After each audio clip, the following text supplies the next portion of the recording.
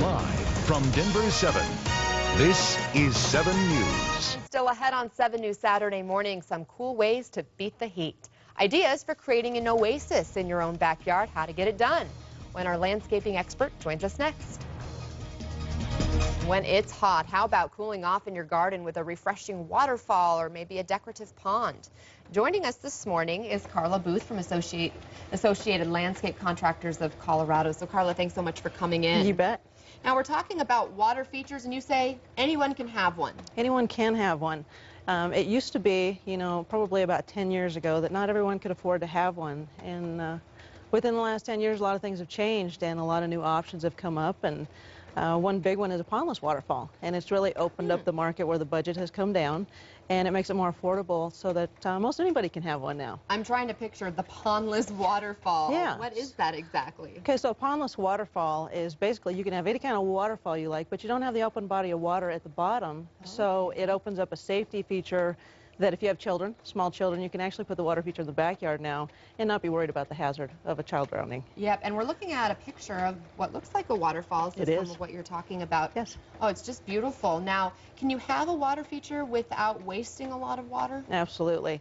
There's many options with that, and the first option I would say is I actually designed them specifically so that you don't have to worry about the water wastage on it. I call them a water-wise water feature. How does that work? Well, what I do is if I know it's a windy area or if we want to be real conservative with water, I actually design the waterfall so that the water stays where it actually stays on the rock more.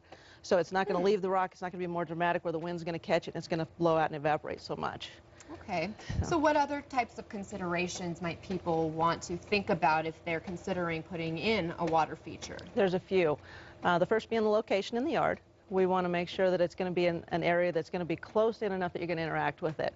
We don't want to have it so far out in the yard that you're going to see it, but you're not going to go out and interact with it. So we want you walking around. We want to have bridges and seating areas. Ideally, you let it be a focal point in your outdoor living area is the good way that I like to look at it. Well, not to mention it just can bring such a nice feeling to you, a sense of calm, can drown out some of the traffic noise if you live on a busy street or something like that. And just our day-to-day lives. Absolutely. It is nice to sit next to it and drink coffee, watch the sunrise, and sit next to your water feature. A bit of a stress relief there.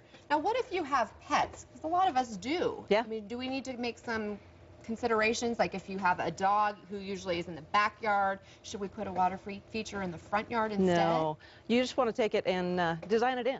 Basically, I've actually designed features specifically for the animals more so than the homeowners a lot of times. So you can even make features that the homeowner can enjoy, but so can the pets. They can kind of run through and it won't hurt it. And the big thing is if you've got a larger dog, you want to make sure that you're setting stones that are big enough that they're not going to move around. That makes sense. And I've actually designed them where we've got them, the rocks are set exactly right for the dogs to be running around and be able to interact, and they could be in the water feature and it's no problem. Very neat. The kids as well, especially with the pondless waterfalls.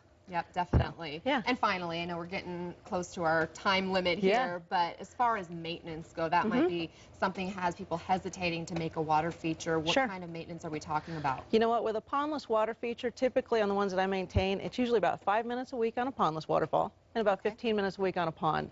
And the big thing with that is the more plants that you have, the less your maintenance is, because the plants help to lower the maintenance by soaking up excess nutrients in the water that causes algae. Okay. So more plants is less maintenance. Yeah, win-win that way. Yes. All right, Karla Booth, thank you so much for coming in this You morning bet. and Thank you. offering some really great ideas. And for more information, you can log on to thedenverchannel.com. Click on that big red TV button, and we do have a link to the Associated Landscape Contractors of Colorado's website.